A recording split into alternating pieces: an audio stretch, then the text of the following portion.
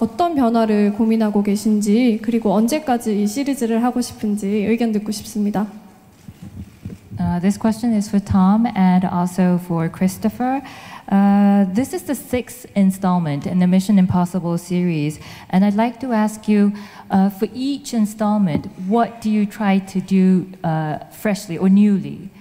And also, I'd like to ask you, 언제까지? up until when will you continue with this Mission Impossible series? Who, me? To both of you. Oh, sure. I don't know, forever. You know, as long as I can go. I love making them, and you know, we'll just keep doing it, McHugh. I think so. I can see the last Mission Impossible with you in your 90s in an iron lung. Yeah, exactly. I'll be thrown out of the airplane in a wheelchair. Exactly. It'll be awesome. Exactly. The last mission will be trying to digest a meal. That's what will be impossible. Absolutely. Navigate a staircase. But the other part of the question was... I'm sorry, what was the first part? What do you try to change every time?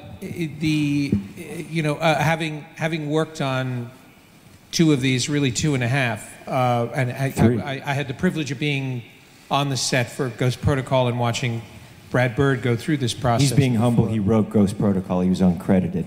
Saved us there on that one. Thank you very much, McHugh. That's very kind of you to say. They were doing okay. He'd done all the hard stuff by the time I got there. But what we did when we approached Rogue Nation was not try to top the other movie. It was more about trying to make a movie that was worthy of the franchise, and not thinking in terms of making it bigger and bigger, but really more about the story, focusing on that. The action tends to present itself, and we tend to come up with a relatively small idea. In this movie, we started with, really, I think the first stunt we came up with was the payload, just falling from the helicopter, without really knowing what the sequence was around it. And Tom and I always talk about silent films, Harold Lloyd, Charlie Chaplin, Buster Keaton, and one of the other things we talk about a lot is the early Disney films, Fantasia being one, and what Tom describes as a pebble rolling downhill. You start with something very small and it just gets bigger and bigger and bigger and more out of control.